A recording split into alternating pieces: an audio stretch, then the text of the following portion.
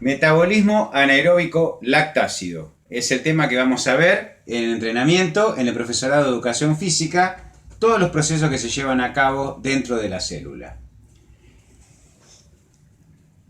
Tenemos un sumario de presentación que cada uno de ustedes lo va a leer. Son todos los títulos que vamos a ir trabajando a medida que vayan pasando estos temas. Entre ellos va a ser el ácido láctico, de qué manera el ácido láctico es reutilizado como energía, la glucólisis lenta versus la glucólisis rápida, la reversibilidad de piruvato a lactato, logrando luego que el lactato sea utilizado como energía, la dinámica, redefiniciones y el equilibrio lactácido.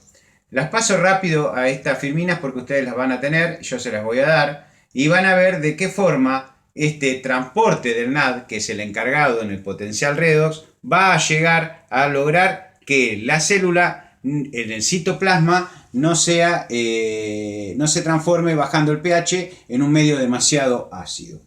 Nosotros acá tenemos el proceso de la glucólisis. En el primer punto vamos a tener todos los escalones que siguen hacia abajo en esta cascada llamada la degradación de la glucólisis rápida. El paso 5 y el paso 6 en el final, una vez que este proceso llegó a la etapa del paso 5 a 6, este proceso puede llegar, si se frena la actividad, a ser reversible. Acá lo vemos aquí abajo cuando estoy mostrando el paso 5 o 6. Acá se suelta un hidrógeno. Va a haber un transportador que es el NAD. El NAD va a venir en una forma oxidada, sin el hidrógeno. Ahí vemos, va a tomar este hidrógeno y va a llevar su camino hacia abajo, hacia el ácido pirúvico, dejando en el paso 11 al 12 ese hidrógeno y oxidándose, soltando el hidrógeno. Como consecuencia de ese ácido pirúvico se va a transformar en ácido láctico. Entonces, hay factores que regulan la velocidad de la glucólisis. Lo principal es la intensidad del ejercicio. Cuanto más elevado es el ejercicio en su intensidad, las glucólisis van más preponderantes para poder dar energía. Va a ser la glucólisis rápida sobre la glucólisis lenta. En estas señales que tenemos, que va a haber más ADP, más AMP cíclico, más amonio, fructosa 6-fosfato, fósforo inorgánico. Quiere decir que la PFK trabajó con mayor intensidad. Los factores que la regulan a la velocidad, que inhiben señales intracelulares, en reposo, ATP, menor nivel de la actividad de la PFK. Cuanto más cantidad de lactato se vaya acumulando en la célula, menor actividad de la PFK y la POS, por eso va a haber menor cantidad de glucólisis llevándose a cabo a medida que la continuidad del ejercicio o el esfuerzo se mantengan con intensidades demasiado elevadas o esfuerzos submáximos prolongados. Entonces, el estado redox, importantes en la glucólisis, la relación del cociente, el NAD reducido y el NAD oxidado. El NAD en forma reducida toma el hidrógeno y en forma oxidada cede el hidrógeno.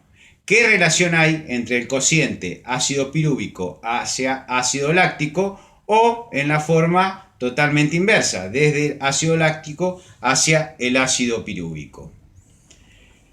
En el paso 6 y 7, como lo decía anteriormente, de la glucólisis se va a soltar un hidrógeno. Quiere decir que el NAD va a venir y va a tomar ese hidrógeno y se va a transformar de NAD en forma oxidada a forma reducida.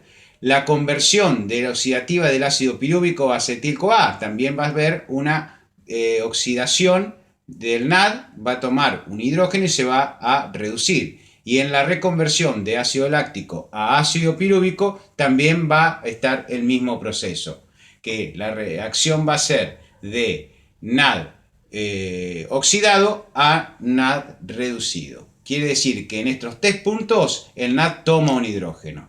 ¿Y en qué reacciones se reconvierte de NAD reducido a NAD oxidado? En la conversión no oxidativa del ácido pirúvico a ácido láctico, que quiere decir que el ácido pirúvico no va a tomar un hidrógeno y se va a transformar por consiguiente en acetil-CoA. Y en el mecanismo oxidativo mitocondrial, donde la célula lleva adelante la cadena respiratoria y el ciclo de Krebs. Entonces, acá tenemos un gráfico.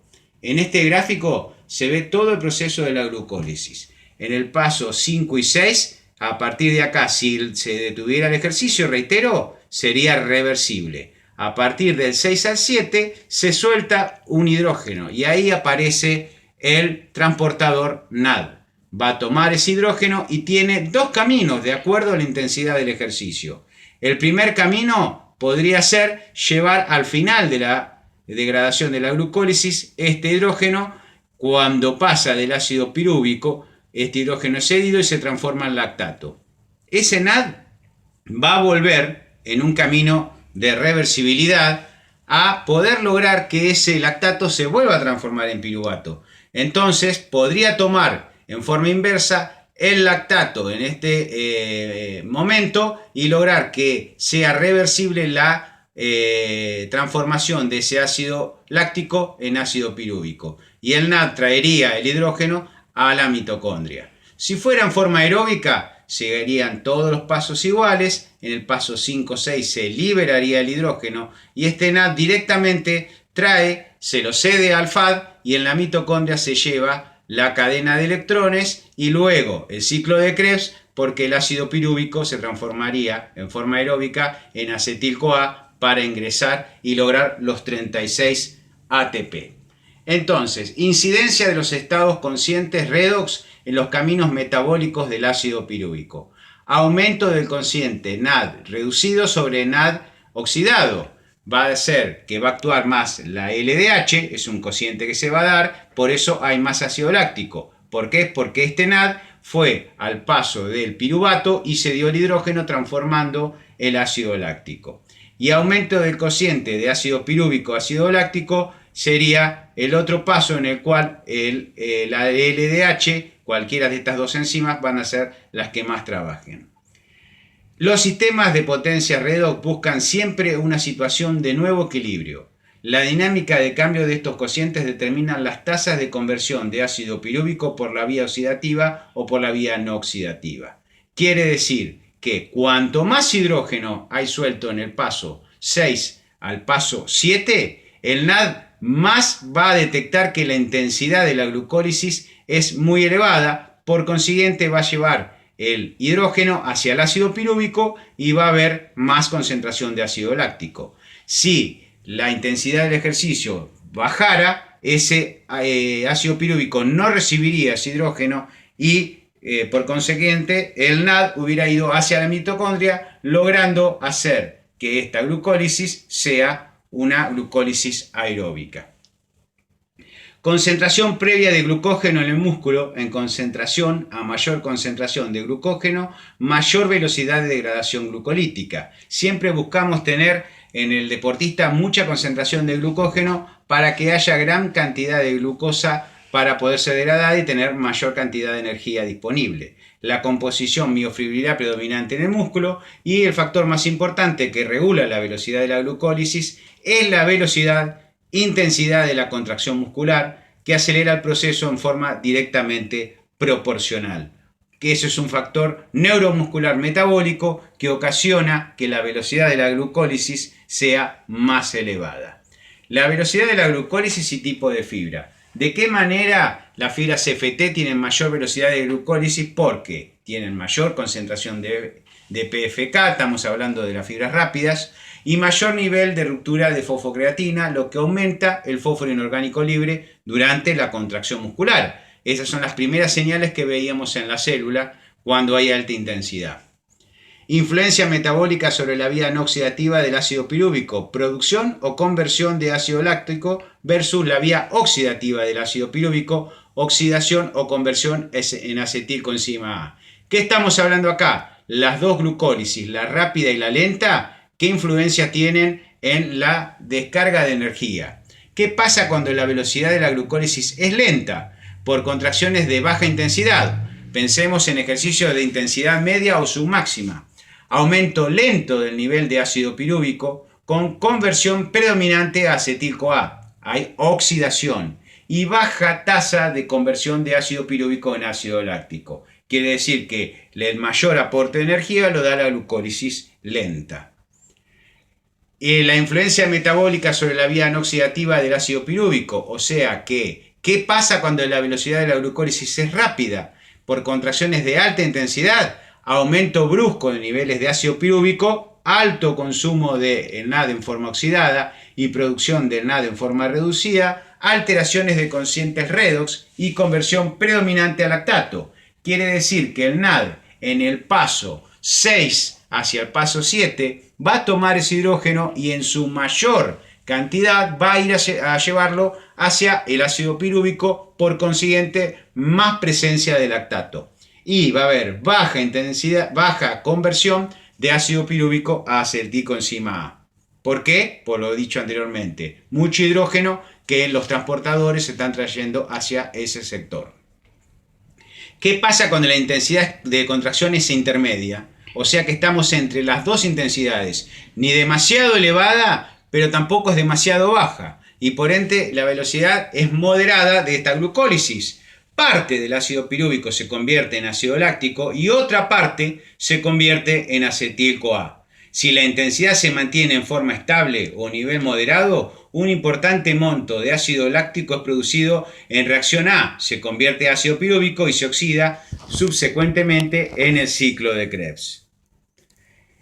El músculo esquelético de los mamíferos es capaz de entonces de llegar a esta conclusión, producir lactato, remover lactato y oxidar lactato todo al mismo tiempo. Las tasas de producción, oxidación y remoción. Oxidación dependen preponderantemente de la intensidad de esfuerzo.